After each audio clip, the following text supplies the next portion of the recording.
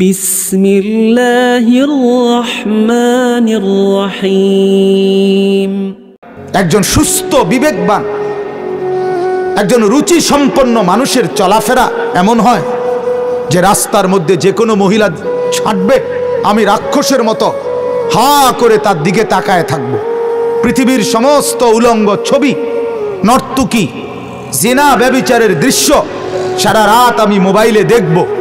এরপরে মদ, জুয়া, নেশা, জিনা, ব্যভিচার, অশ্লীলতা, বেহায়াপনা, এইটার মধ্যেই আমি লিপ্ত থাকব। গান, বাদ্য, সিনেমা, নাটক, জিনা, ব্যভিচার, এটাই জিন্দিগি, এটাই রাত, এটাই দিন। আহা, হায় হায়, কেমনে ভাবলেন? মাদের ভাবা উচিত, বোনদের ভাবা উচিত, মহিলাদের ভাবা উচিত। মা, বোন, স্ত্রী, কন্যা, আপনারাও ভাবেন আপনাদেরকে আল্লাহ তাআলা কেন পাঠাইছে। বোন, এই শরীর ৮-৬০ কাপড় পরে রাস্তায় রাস্তায় যৌবন ফেরি করার জন্য না, এই রূপ ফেরি করার জন্য। ছি ছি ছি ছি, এক নারী রূপের ফেরি করে, যৌবন ফেরি করে কার কাছে? বখাটে, দুশ্চরিত্র, উচ্ছৃঙ্খল, অসভ্য, জানোয়ার প্রকৃতির যুবকদের ভোগের উপভোগের সামগ্রী হওয়ার জন্য। বেপর্দা নারী তো কি করে বলেন আপনি? বেহায়া নারী রাস্তায় কি করে? বাজারে, মার্কেটে বেপর্দা নারী কি করে? রূপের ফেরি করে, যৌবন ফেরি করে। ফেরি, ফেরিওয়ালা, ফেরিওয়ালা। হা হা, হায় হায়, হায় হায়, জানেই না আত্মপরিচয় যার নাই, তার আছেটা কি? নিজেকেই যে চিনে না। আমি কে? আমি, আমার এই দেহ কার দেওয়া? আমি আসলাম কেন? আমি করছি কি? এত লক্ষ পুরুষ একজন বেপর্দা নারীকে দেখলে তার উপকার কি? তার ফায়দাটা কি বলেন? রাস্তার ১০০ যুবক তার দিকে তাকায় থাকলে ওই নারীর উপকারটা কি? আর যুবক, তুমিও উলঙ্গ ছবি দেখলে তোমার উপকারটা কি? শরীরের ক্ষতি ছাড়া, নিজের যৌন ক্ষতি ছাড়া, নিজের শারীরিক যৌবনের সুঠাম শক্তি নষ্ট হওয়া ছাড়া অল্প কিছুদিনের পরে নিজের কোমরের ফ্যান কেবল নিচের দিকে পড়ে যায়, এটা টানন ছাড়া উর্ফের দিকে আর কি তা? আমি তো অনেক দেখি রাস্তাঘাটে ফ্যান ফইরে যায়, নিচের দিকে জায়গা, এই যে এটা আলগি দেয়, দুপুর পর টানে এটা উর্ফের দিকে, ওই যে নাই যে শরীর লেগেছি। আমরা তো জীবনে কোনোদিন কোন হুজুর জীবনে ফায়জামা এরূপ টানছে না। আস্তাগফিরুল্লাহ, আস্তাগফিরুল্লাহ, আস্তাগফিরুল্লাহ। এজন্য বাপ, আল্লাহ তাআলা বলেন, বান্দা, তাহলে প্রথম কথা, হে পুরুষ, হে নারী, মনে রাখো তুমি, আল্লাহ বলেন আমি তোমাকে বেহুদা বানাইনি। আমার একটা পরিকল্পনা আছে, আমার একটা ইচ্ছা আছে। আমি এত কষ্ট করে তোমাকে সাজিয়েছি। লাকাদ খালাকনাল ইনসানা ফি আহসানি তাকওয়িম। আল্লাহ তাআলা বলেন, আমি যেন এটা এমনি বুঝি। আল্লাহ যেন বলে, বান্দা শোনো, তোমার গল্প তুমি শোনো। আমি না যেদিন তোমার নাক লাগাইছি তোমার মায়ের পেটে, সেদিন আমি নাক লাগাইছি তো একবার, তাকাইয়া দেখছি লক্ষবার, তাকাইয়া দেখছি লক্ষবার। চতুর্দিকে আমি অসংখ্য প্রাণীকে নাক দিছি, গরু, ছাগল, কুকুর, বিড়ালের, তারা সবগুলোর দিকে তাকাইয়া দেখছি, তাকাইয়া আবার তোমাকে দেখছি। দেখে আমি যখন বুঝছি, হ্যাঁ বান্দা তোমারটাই সবচেয়ে সুন্দর, তখন আমি আল্লাহ তাআলা এরপর একটা বানাইছি। লাকাদ খালাকনাল ইনসানা ফি আহসানি তাকওয়িম। রব্বুল আলামিন বলে, মানুষ তুমি বিশ্বাস করো, অবশ্যই আমি আল্লাহ তোমাকে সবচেয়ে সুন্দর আকৃতি দিয়ে বানিয়েছি।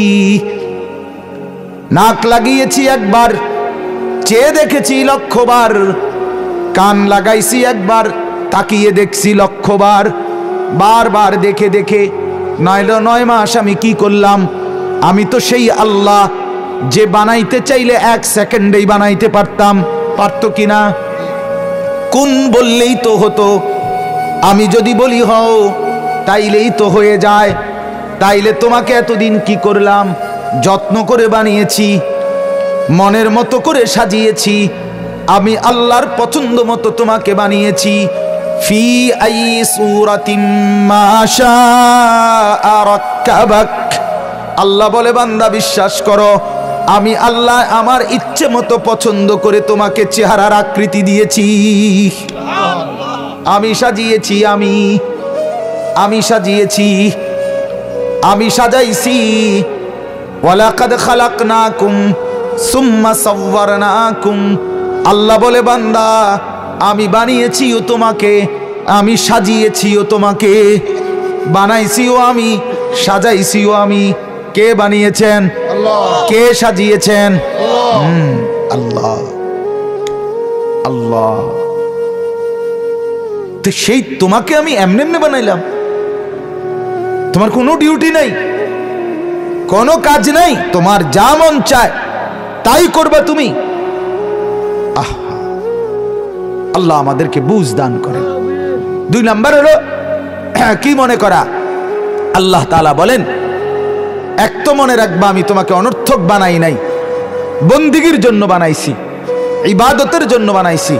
গোটা পৃথিবী আমি তোমার জন্য, শুধু তোমাকে আমি আমার জন্য। সারে দুনিয়া তেরে লিয়ে, তু সিরফ মেরে লিয়ে। তাম পৃথিবী আমি তোমাকে দিলাম, শুধু তুমি আমার জন্য, আমার জন্য। গোটা পৃথিবী তুমি উপভোগ করো। হুয়াল্লাযী জাআলা লাকুমুল আরদা যালুলান। আল্লাহ বলে, গোটা পৃথিবীর জমিন বান্দা আমি তোমার অনুগত বানিয়ে দিয়েছি। একবার ঘর বানাও, মিল বা ফ্যাক্টরি, গার্মেন্টস, নিজের হাঁটা, নিজের যানবাহন, নিজের চলাফেরা, নিজের বসত, নিজের ফল, নিজের ফসলের গাছ, যা মন চায় এই জমিনের ব্যবহার করছো। কই জমিন একবারও প্রতিবাদ করে না, কারণ আমি আল্লাহ জমিন তোমার জন্য অনুগত করে দিয়েছি। কে করে দিয়েছে বলেন না? আল্লাহ করে দিয়েছে, আল্লাহ করে দিয়েছে। তাহলে আল্লাহ তাআলা বলেন, ওয়ালা তাহসাবান্নাল্লাহা গাফিলান। তুমি আমি আল্লাহকে গাফিল ভেবো না। 2 নম্বরে এই কথাটা মনে রাখা। আমিও মনে রাখি, আপনিও মনে রাখেন। আল্লাহ বলে, আমি গাফিল না, আমি গাফিল না। মা ঘুমায়, আমি ঘুমাই না। বাবা ঘুমায়, আমি ঘুমাই না। মেম্বার ঘুমায়, আমি ঘুমাই না। মেয়র ঘুমায়, আমি ঘুমাই না। চেয়ারম্যান ঘুমায়, আমি ঘুমাই না। র্যাব ঘুমায়, আমি ঘুমাই না। পুলিশ ঘুমায়, আমি ঘুমাই না। সবাইকে ফাঁকি দেওয়া যায়, সবাইকে ফাঁকি দেওয়া যায়, আমাকে ফাঁকি দেওয়া যায় না। ঠিক ঠিক। ওয়ালা তাহসাবান্নাল্লাহা গাফিলান আম্মা ইয়ামালুজ যালিমুন। নাফরমান যে যা করছো, আমি আল্লাহকে গাফিল ভেবো না। আমি আছি, আমি দেখছি। আল্লাহ তাআলা বলেন, ওয়াকাফা বিযুনুবি ইবাদিহি খাবীরাম বাসীরা। বান্দা প্রত্যেকের গুনাহ ব্যাপারে আমি আল্লাহ একাই খবর রাখতে, একাই দেখতে যথেষ্ট। আমি সব খবর রাখি। আল্লাহ তাআলা বলেন, আলাম ইয়ালাম বিআন্নাল্লাহা ইয়ারা। তুমি জানো কি বান্দা, আমি কিন্তু সারাক্ষণ তোমাকে দেখি। কতক্ষণ? আবার বলেন, আবার বলেন, আবার বলেন। রাত 2টা বাজে যুবক, তুমি যখন ডানে বামে তাকিয়ে দেখে ভাবলা মা ঘুমিয়ে গেছে, বাপ ঘুমিয়ে গেছে, পাড়া পড়শি ঘুমিয়ে গেছে, কেউ জেগে নাই। তুমি যুবক মনে মনে ভাবলা আমি একদম একা, কেউ নাই, কেউ নাই, সব ঘুমিয়ে গেছে। যার কারণে মোবাইলে খুলে উলঙ্গ ছবি দেখছো, নর্তকীর নাচ দেখছো, জিনার ব্যভিচারের দৃশ্য দেখছো। মনে মনে ভাবছো কেউ দেখে না। আর শাজিম থেকে রব্বুল আলামিন ডাক দিয়ে বলে, বান্দা আমি কিন্তু জেগে আছি, আমি দেখছি, আমি ঘুমাই নাই, আমি ঘুমাই নাই, আমি আছি। লা তাখুযুহু সিনাতুন ওয়ালা নাওম। আল্লাহ তাআলা বলেন আমার ঘুমও আসে না, আমার তন্দ্রাও আসে। আমার ঘুমও নাই, আমার তন্দ্রাও নাই, আমার মৃত্যুও নাই, আমার ক্লান্তিও নাই, আমার বিশ্রামও নাই, আমার বিস্মৃতিও নাই, আমার ভুলও নাই, আমার পথও হারাই না। আমি আল্লাহ আল হাইয়ুল কাইয়ুম, আছি তো আছি, থাকবো তো থাকবো। ওমা রব্বুকা বিগাফিল, আমাকে তুমি গাফিল ভেবো না। কি ভেবো না বাপ বলেন না? গাফিল। তাহলে এক নাম্বার, আমাকে আল্লাহ অনর্থক বানায় নাই। বলেন এক নাম্বার কি? অনর্থক বানায় নাই। দুই, আল্লাহ আমার থেকে গাফিল নয়। বলেন দুই নাম্বার কি? তিন নাম্বার, আমাকে আল্লাহর কাছে ফিরে যেতে হবে। কি করতে হবে বলেন না? আল্লাহর কাছে ফিরে যেতে হবে। ওয়া ইলাইহিন নুশুর, আল্লাহ বলেন তোমাকে আমার দিকে ফিরতে হবে। ওয়া ইলাইহি তুহশারুন, আল্লাহ বলেন তোমাকে আমার কাছে জমা হতে হবে। আল্লাহ বলেন ওয়া ইলাইহি তুরজাউন, তোমাকে আমার কাছে প্রত্যাবর্তন করতে হবে। আল্লাহ বলেন ওয়া ইলাইহিল মাসির, আমি আল্লাহর কাছেই তোমার প্রত্যাবর্তন। আল্লাহ বলেন ইলাল্লাহি মারজিউকুম জামিআন, তোমরা সকলেই আমার কাছে ফিরতে হবে। আল্লাহ বলেন সুম্মা তুরাদ্দুনা ইলা আলিমিল গায়বি ওয়াশ শাহাদা, ভেতর বাহির প্রকাশ্য গোপন সব যিনি জানেন তার কাছেই তোমাদেরকে ফিরতে হবে। এইভাবে বারবার বারবার বারবার বারবার লক্ষবার হাজারবার আল্লাহ বলছেন বান্দা ফিরতে হবে, ফিরতে হবে, আসতে হবে আমার কাছে, আমার কাছে। এতবার বলার পর আপনার একবারও কানে লাগলো না? একবারও না? আফসোস, আফসোস। নিজেকে কি পরিমাণ অহংকারী মনে করে নাফরমান বলেন তো। ভেড়ার মতো বিড়ি খায় স্বাভাবিক মুডে, বাহ বাহ বাহ, কথা কয় দে মনে জানে ওটা জমিদার, মানে তাকে ধরবার কেউ নাই। মিথ্যে বলে, সুদ খায়, ঘুষ খায়, মদ খায়, নেশা করে, জুয়া খেলে, মহিলা বেপর্দা চলে বাজারে মার্কেটে, এটাকে ফ্যাশন মনে করে, অনর্থক শরীর দুলায়, অনর্থক বেপর্দা ঘোরে, নিজেকে অহংকারী মনে করে। অহংকারী কেউ ধরবার নাই। দিনের পর দিন, রাতের পর রাত, মাসের পর মাস ফজরের নামাজ না পড়ে জিন্দিগি কাটায়, ঘুমায়, কেউ ধরার নাই, কেউ কিছু বলবে না। আল্লাহ তাআলা বলে বান্দা বিশ্বাস করো, আমি না নগদ শাস্তি দিতে পারি, আমি পারি, সেই ক্ষমতা রাখি আমি, কিন্তু আমি বিচারের জন্য, ফায়সালার জন্য আলাদা একটা দিন, হাসরের দিন, কিয়ামতের দিন নির্ধারণ করেছি। ইন্না ইয়াউমাল ফাসলি কানা মিকাতা, একটা দিন ঠিক করছি। এই কারণে নগদ শাস্তি দিলাম না, নয়তো ইচ্ছে করলে প্রতিটা নাফরমানির পরে জলদি জায়গায় শাস্তি দিতে পারতাম। বলেন পারতো কিনা? ওই বাপ বলেন না কেন? পারতো কিনা বলেন না? ফজরের নামাজ না পড়ে আপনারা যারা ঘুমান, আপনাদেরকে আল্লাহ তাআলা যদি ফেরেশতা পাঠাইয়া বলতো এই যেতে যে ফজরের নামাজ পড়ে না তার একটা ফাসাদ গিয়ে একটা লাথি মার, একটা লাথি মার, জানোয়াররে একটা লাথি দে, একটা লাথির লগে দেখা যাইব আর স্পিড বোর্ডে ওড়ন লাগতো না, টলারও ওড়ন লাগতো না, নরসিংদী গিয়ে পড়বো এমনি লাথির লগে, আর বোর্ডে ওড়ন লাগতো না। পারে না আল্লাহ তাআলা? তাইলে কি পরিমাণ দয়া করছে, কতবার ছেড়ে দিচ্ছে বলেন না বাপ? হায় হায় হায়। যুবক তোমরা চেহারা দেখো না বাপ, এই ছেলেরা তোমরা তুমগো চেহারা দেখো, তোমাগো বেনামাজি চেহারা দেখো আর নামাজি আমরা যারা আমাদের চেহারা মিলায়া দেখো, দেখো না বাপ, দেখো একটু হিসাব করে দেখো। একটা বিবেকবান মানুষরে বলে দেখো না কার চেহারা সুন্দর, কার চেহারাত মায়া লাগে, কার চেহারায় মহব্বত লাগে, দেখো না, দেখো না নাফরমানের চেহারা কেমন, পাথরের মতো, পাথরের মতো, পাষাণের মতো, পিশাচের মতো। ইমানদারের চেহারা নূরে নূরে চমকা, আল্লাহর নবী বলছেন মান কাসুরা সালাতুহু হাসুনা ওয়াজহু। নবীজি বলেন যার নামাজ যত বেশি তার চেহারার সৌন্দর্য তত বেশি। নামাজ যার বাড়ে চেহারার রং তার বাড়ে। রাসূলুল্লাহ সাল্লাল্লাহু আলাইহি ওয়াসাল্লাম আমার শায়েখ আরিফ বিল্লাহ আল্লামা মুফতি মুশতাকুন নবী কাসেমি, তার চেহারার দিকে তাকাইলেই মনে হয় কি সুন্দর লাগে। আমি অনেক সময় বলি যে যদি কেউ বলে হযরত আপনি কি পাউডারটা ব্যবহার করেন, যদি বলতেন আপনার ক্রিমটা কি কোম্পানি, উনি বলবে হ্যাঁ আমি না রাত গভীরে তাহাজ্জুদের সেজদায় মালিকের জন্য চোখের পানি যখন ছাড়ি সেই ক্রিমটা ব্যবহার করি। সেই দামি ক্রিম আল্লাহ তাআলা চেহারায় নূর এনে দেয়, সৌন্দর্য এনে দেয়। যুগে যুগে আউলিয়া বুজুর্গরা কেন মানুষের এত প্রিয় পাত্র হয়েছে? ঈমানের সৌন্দর্যের কারণ, বন্দিগির সৌন্দর্যের কারণ মানুষের প্রিয় হয়েছে। অনেকে তো ভাষাও বুঝে নাই মানুষ, কিন্তু চেহারা দেখেই ঈমানওয়ালা হয়েছে। আরে সিলেটের যে শাহজালাল ইয়ামানি রাহমাতুল্লাহ আলাইহি, উনি সিলেট গেছেন, উনি মূলত ব্রাহ্মণবাড়িয়া জন্ম নিছেন, ঠিক না? তো কি কথা কন না কেন? উনি কোন জায়গার মানুষ? নবীনগরের। কোথাকার?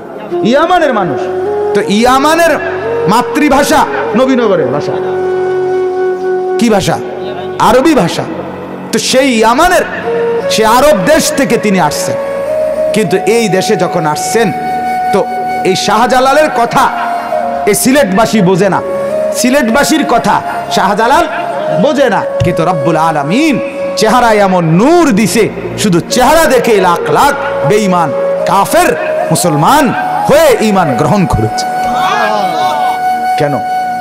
ঈমানের সৌন্দর্য, বন্দেগীর সৌন্দর্য, ইবাদতের সৌন্দর্য। ওই হেইতে মোবাইল টিপেছে, দেখছেন প্লাস্টিক কেরম দেখছেন? হ্যাঁ, হিসাব হইল যে ফাত্তর ভাঙ্গা যাবে, মাগার হুজুর আমি লড়তাম না। ফাত্তর ছিদ্র হয়ে যাবে, আমি লড়তাম না হুজুর, জিডা আসি আসি। বও মিয়া বও, তুমিও বও, বও ভাই বও, দেরি হবে না আর, বও ভাই। বিবেক তো থাকা উচিত। এতগুলো গণ্যমান্য মানুষ, দ্বীনের কথা হচ্ছে, এরপরেও মোবাইল টিপতে মন চায় কেমন? এই মোবাইল আমাদেরকে দিছে যা যা, নিচে তার চাইতে বেশি। বিশ্বাস করে কত লক্ষ পরিবার বরবাদ করে দিছে, কত নারী আপন স্বামী ছেড়ে পরকীয়ার ফাঁদে পড়ে অন্য পুরুষের হাত ধরে ভাগ্যা গেছে এই মোবাইলের সূত্রে। কত যুবক, কত পুরুষ, কত নারী তার স্বামী হারাইছে শুধু এই মোবাইলের ফাঁদে পড়ে। আহা, দিছে যা, নিয়ে গেছে তার চাইতে বেশি। কিছু উপকার তো দিছে, কিন্তু ক্ষতি নিয়ে গেছে অনেক, নিয়ে গেছে অনেক, অনেক নিয়ে গেছে। ছেলে পেলেদের নির্ঘুম রাত কাটে, সারা রাত ঘুমায় না, শুধু মোবাইল, শুধু উলঙ্গ ছবি, শুধু নর্তকী, শুধু নাচ, শুধু অশ্লীলতা। চেহারা সুরত দেখলে বোঝা যায় তো, গুনাহগারের চেহারা দেখলে বোঝা যায় তো বাপ। আরে কোরআনুল কারীমে তো আছে, হাসরের ময়দানে আল্লাহ তাআলা প্রত্যেক নাফরমানের চেহারায় তার গুনার চিহ্ন ভাষায় দিবেন। ইউরাফুল মুজরিমুনা বিসীমাহুম ফায়ুখাযু বিন-নওয়াসি ওয়াল আকদাম। ফেরেশতারা আল্লাহকে বলবে, আল্লাহ এই হাসরের মাঠে জাহান্নামী কারা কারা কেমনে বাইর করব? তো আল্লাহ তাআলা বলবেন, হাঁটো, লাইনে ঢোকো তোমরা।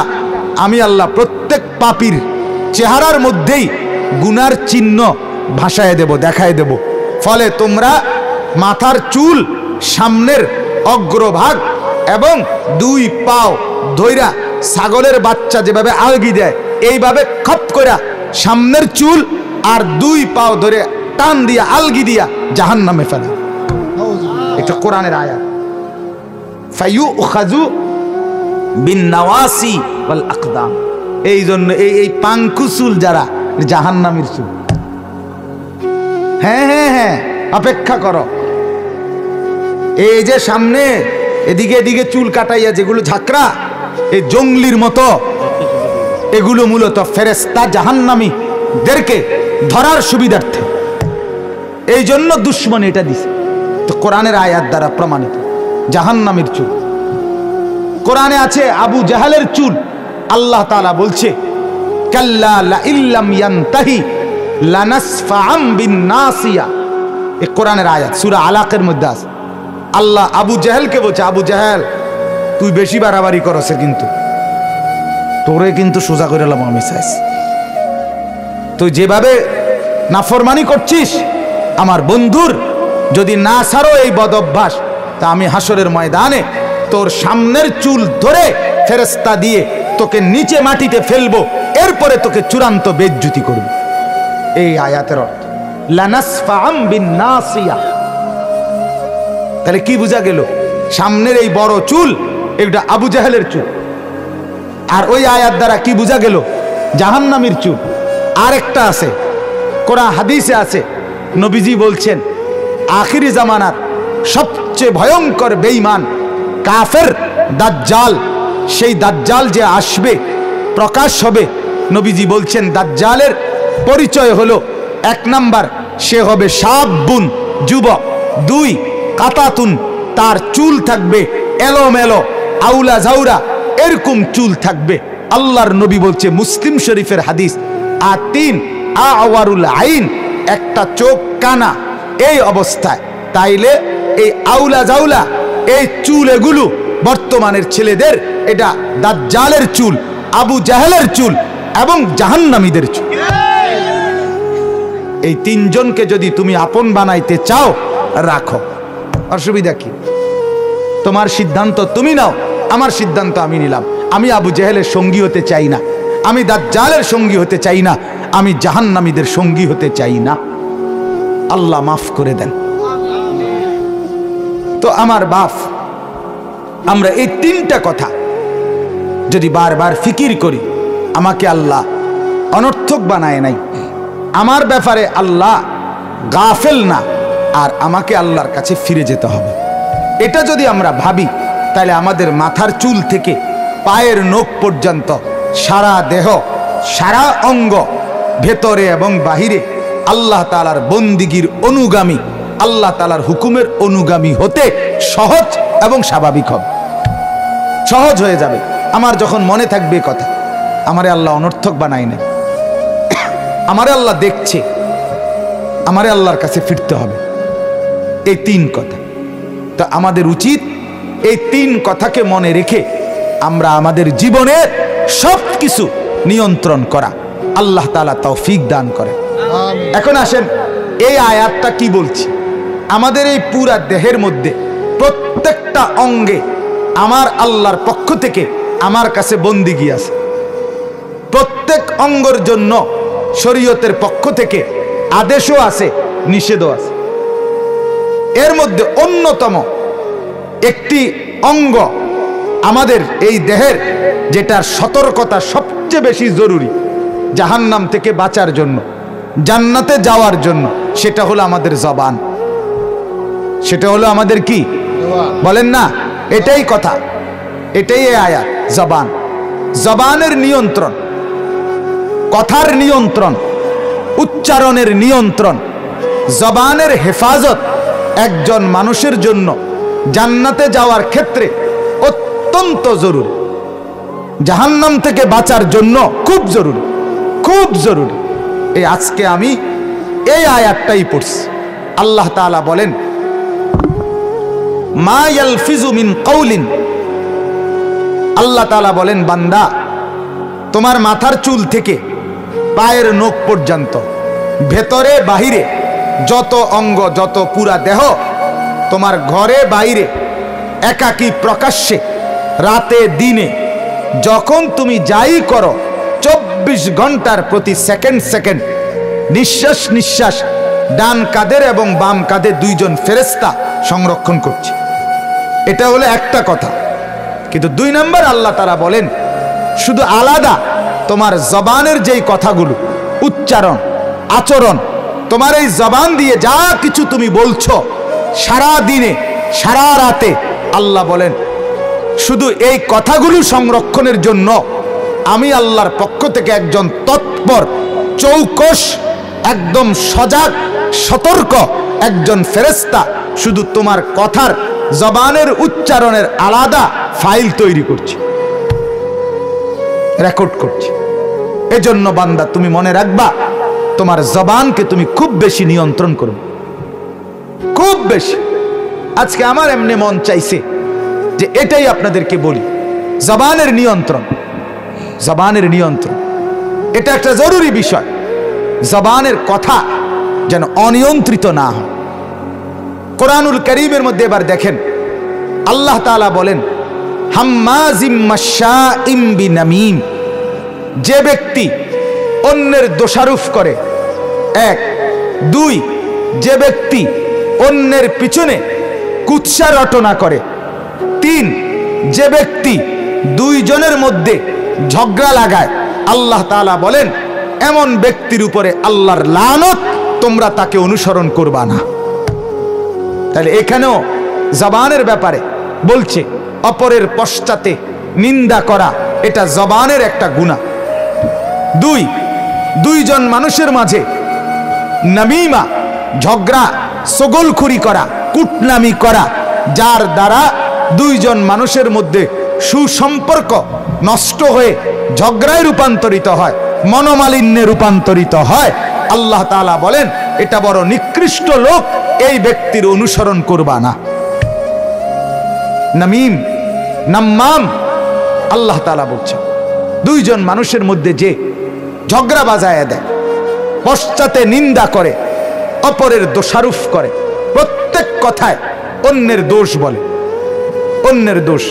আমাদের দেশে এটার সবচেয়ে বেশি চর্চা হয় চা দোকানে। এটার মেন অফিস, কেন্দ্রীয় অফিস,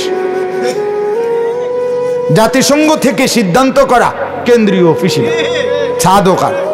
পৃথিবীর গোটা বিশ্বের সবচেয়ে বড় বুদ্ধিজীবী যারা, গোটা পৃথিবীর সেরা বুদ্ধিজীবী, তারা বসবাস করে চা দোকানে।